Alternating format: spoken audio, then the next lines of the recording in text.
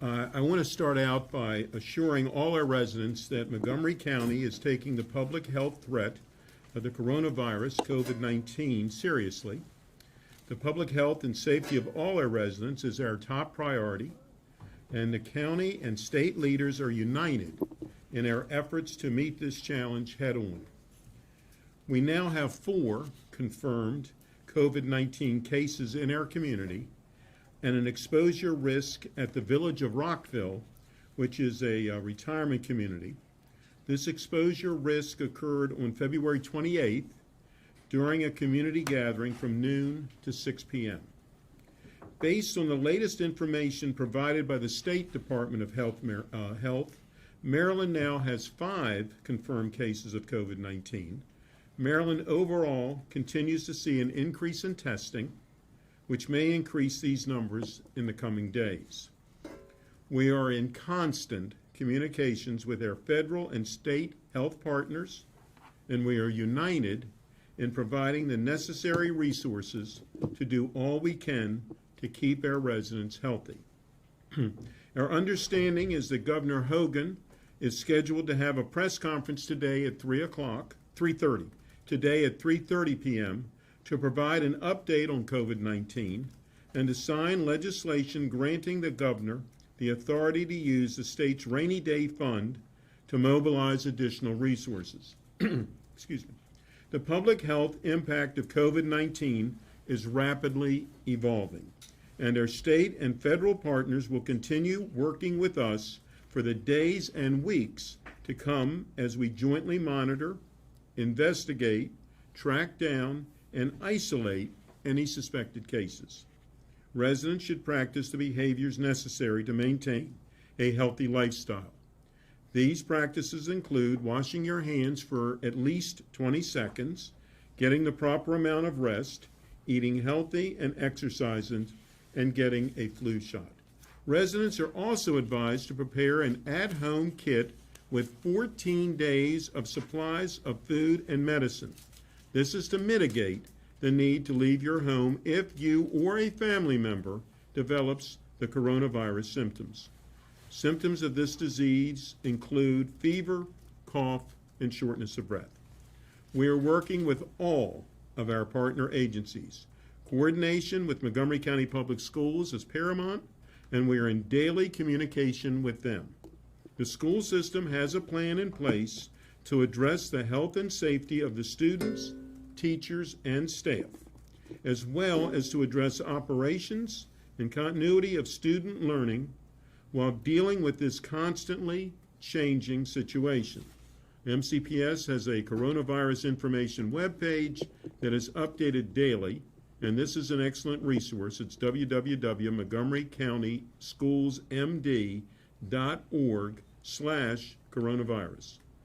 Under state law, the State Department of Health and Human Services makes the determination of when and if to close schools when it pertains to public health, to a public health crisis.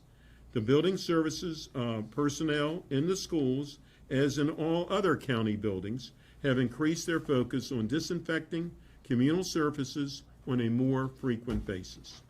Additionally, health officials have determined that there is no risk to any of the students who had visited the villages at Rockville following the determination that an individual who tested positive for the virus had been at this facility. If individuals are concerned that they have COVID-19, they should first call their health provider for guidance. If you have remaining concerns or questions, call Montgomery County's Disease Control Unit at 240-777-1755. Individuals who have concerns regarding potential exposure at the village of Rockville, should call the Maryland Emergency Management Agency call center at 410-517-3720. And residents can also contact the Maryland Department of Health's Infectious Disease Bureau at 410-767-6700 or 410-795-7365 after business hours. I wanted to make a special note that we are extremely fortunate to have Dr. Travis Gales, Montgomery County's Public Health Officer, Dr. Earl Stoddard, Montgomery County Homeland Security, Dr. Raymond Krell from the Montgomery County Montgomery County's Health and Human Services Director, and Councilmember Gabe Albornoz, who's the chair of the Health and Human Service Committee for Montgomery County, all involved constantly in this. And we also, again, want to thank our partners from the state for other county business. Last Tuesday, I introduced a new piece of legislation with the goal of reducing injuries associated with the usage of low-speed electric scooters. It's Bill 820. Electric scooters are a growing transportation method. However, there are few laws on the books regarding their operation.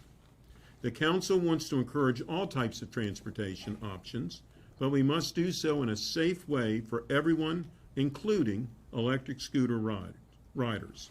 Bill 820 requires that individuals operating electric scooters must be at least 14 years of age and must not operate an electric scooter at a speed greater than 15 miles per hour.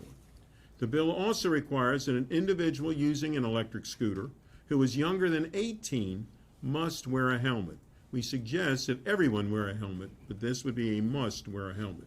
The new legislation also prohibits parking an electric scooter in multiple areas, including, but not limited to, public streets, alleyways, driveways, and outdoor dining areas, or in a manner that obstructs accessibility or prohibits the free flow of pedestrians. A recent study published in the Journal of the American Medical Association found that from 2014 to 2018, nearly 3,300 individuals were admitted to U.S. hospitals with scooter-related injuries, and there were 39,000 total scooter-related injuries over that same period. A high proportion of these admissions were because of head injuries from electric scooter crashes and accidents. The public hearing for the bill is scheduled to be on March 24th at 1:30 p.m.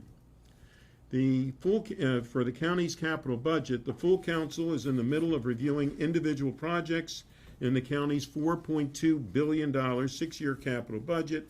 Tuesday, we will cover capital budgets for recreation, general government projects, health and human services, fire and rescue, and parks.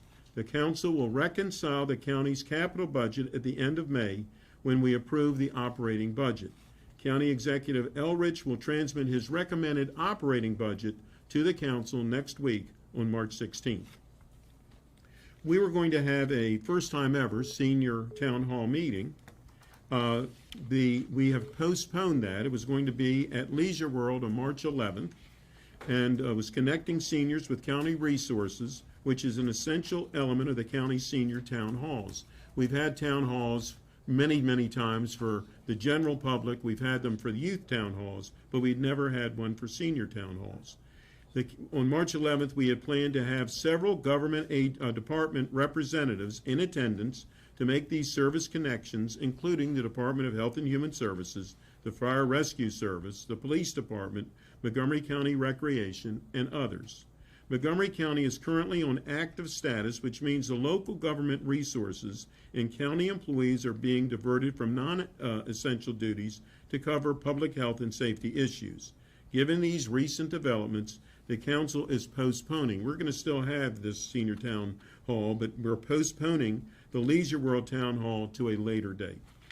And in addition, for Transportation and Environment Public Forum, for a priorities letter, in addition, out of abundance of caution, Transportation and Environment Chair Tom Hucker has decided to cancel tonight's public forum that he had scheduled at 7 p.m.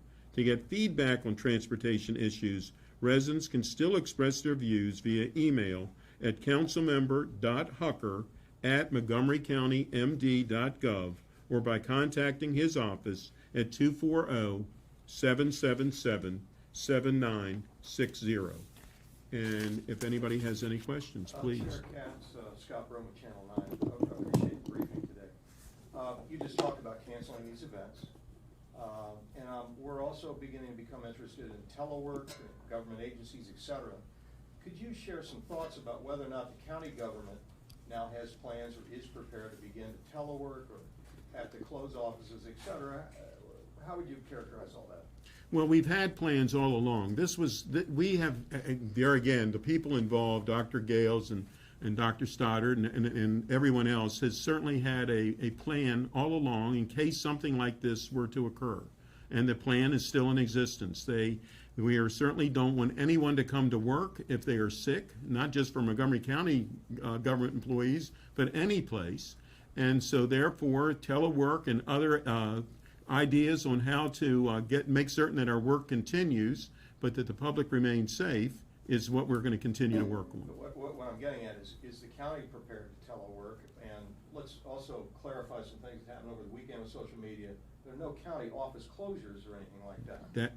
There are no county closures, office closures. No, and we are prepared. Though I don't have that specific plan in front of me. There is preparation, and people who work on the various departments will work with if that were to occur, if that something that had to happen. They would work with the various departments and their supervisors how to best telework. A final thought, I know other questions. Are you aware from any of the briefings you've had whether or not county agencies or the school system have had any problem getting supplies that they might need, disinfecting supplies, et cetera, fire EMS, they have the supplies and masks they need? Have you seen any evidence that anybody's coming up short? It's my understanding that there are, just like for the general public, there are shortages of certain items, but I believe that all of our agencies have the necessary resources to keep our public safe. And it's my understanding, not just from the county, from what I've heard, but from various news media outlets, that the supplies are now starting to flow again, and maybe not as quickly as we'd like them to, but it started to flow again, and so hopefully that will become a less of a concern over the next several days.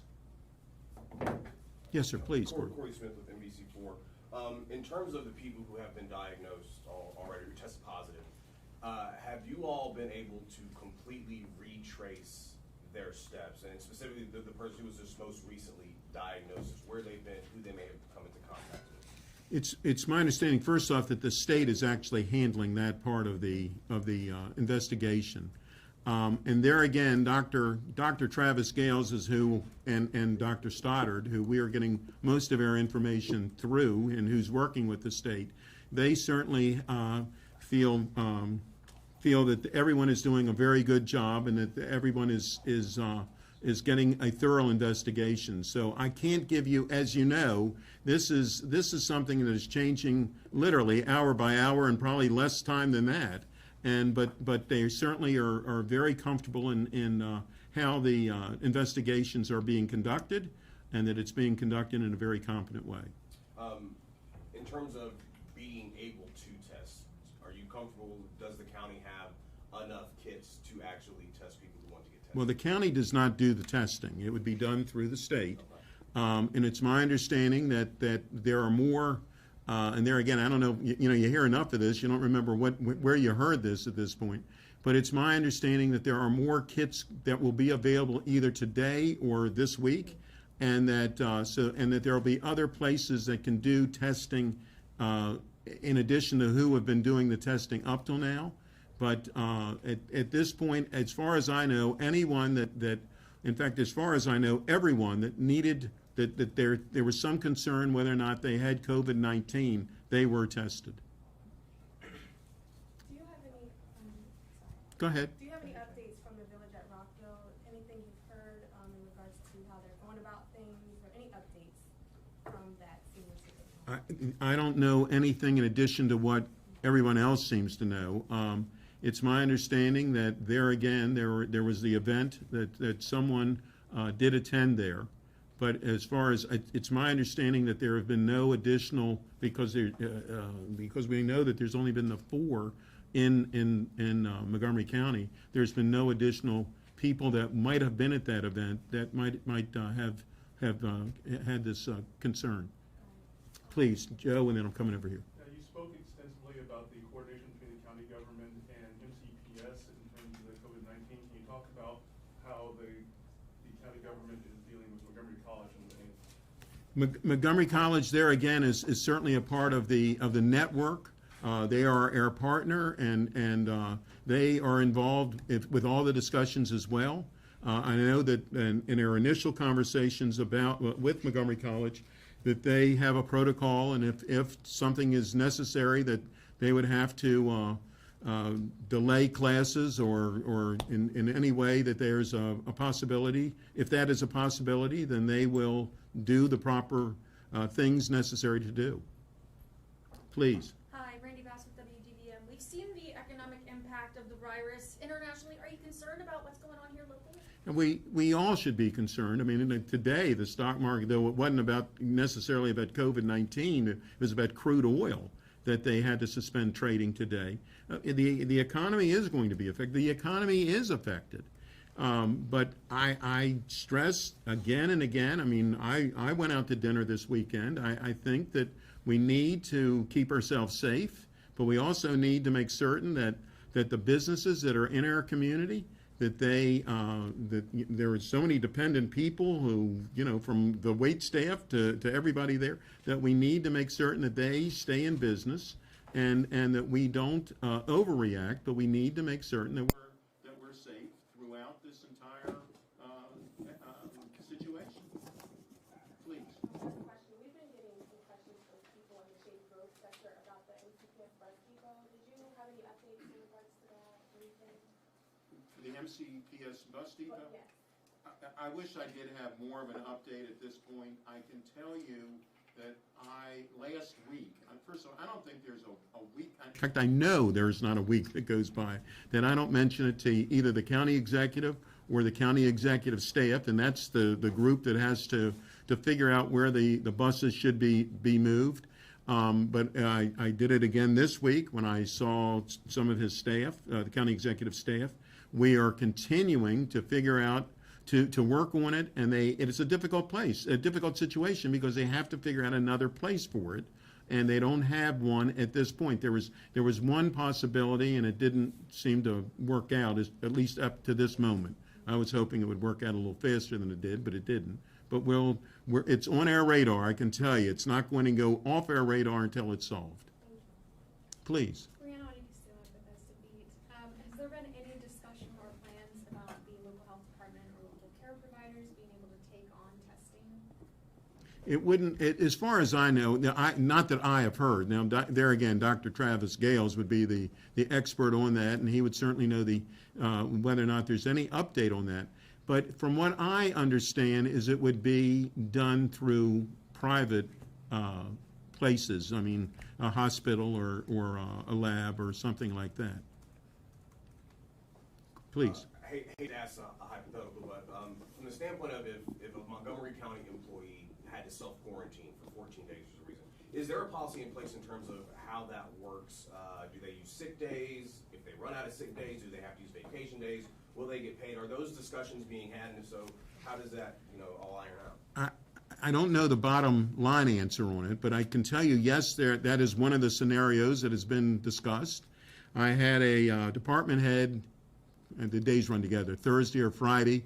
Then we had a similar discussion, and he said that whether or not an employee had enough sick leave, they would work that out. They would figure out how to handle that situation.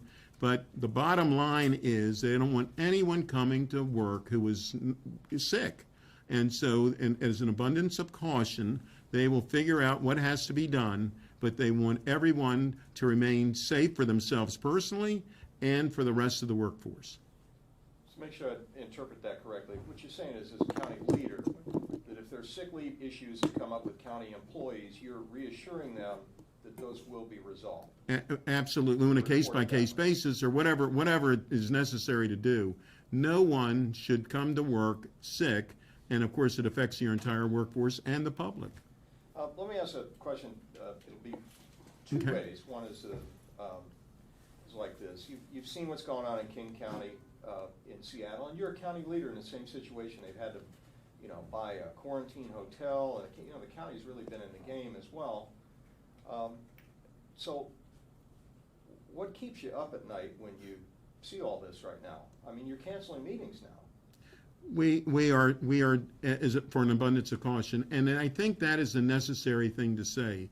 It is not necessarily we are not necessarily have been told that we need to do that we have to do that. But we believe that in order for the public to feel comfortable, and in order for the to make certain that everyone is safe, that we can, when it's possible, if we can avoid these types of mass gatherings, that we should do that. And I believe that this is far from over. I think this is going to be, the more that we have the testing, you're going to have more and more people who could be positive. And of course, while you're waiting to find out if you are or if you aren't positive, that's a long wait, even though it's 24, 48 hours. And so I think that in order for all of us to be careful, that we should make certain that the public is as safe as it can possibly be, and having a mass meeting when it is not necessarily something that you have to do, I believe is the best thing to do. And let me ask the opposite side. Okay. What, as a local official, what gives you the most confidence right now? What helps you sleep at night about your county government? Dr. Travis Gales, Dr. Earl Stoddard, Dr. Raymond Crowell, and the rest of the council is very engaged as well. But I have to tell you, Councilmember Gabe Albernaz, you said what keeps me up at night? My phone keeps me up at night because they call constantly. Yeah. Okay. So the fact is, and I want to be clear how I report it, it will be people with medical doctor degrees. It'll be MDs. It'll be making decisions on closing buildings and schools, and if it comes to that, and that's what gives you confidence. Absolutely. And it is not only are they necessarily do they have their medical degrees, and they are extremely competent and extremely they are, when you talk to them, and I talk to them a fair amount, very, very comforting. Anybody else, please? Thank you all very much. Oh, yeah, did you have? And I know this, and under your purview, but you mentioned mass gatherings. You got International Night coming up later this month as well. Would you anticipate that perhaps being? Say it again. International Night 2020. I believe it might be at public schools. County events. I think it's way too early at this point. We certainly, I can tell you, there's not an hour that goes by, or certainly a day, but it seems like it's every 15 minutes that goes by that someone is not giving us an update in some way. So that will certainly be on a radar, and we will figure that out, I think, closer to the event. Please. Do you know anything about what kind of information is being included in Governor Hogan's update later today? The only thing I've heard is that he's going to talk about the update itself, and he's going to sign the legislation to give him the authority to use the rainy day funds. Now, there again, that was a few hours ago. That could change from him, but that's what our understanding was. How much money has or will the county expect to receive from the state? That one I don't know. We'll find out at 3:30, or I don't even know that they're going to give a dollar figure to us. I mean, but at that event, but we'll find more out today. Okay. Thank you all very much for being here.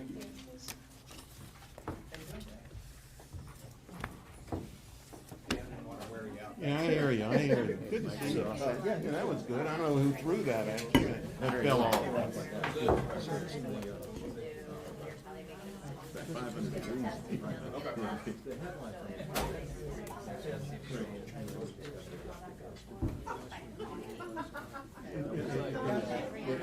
Well, I did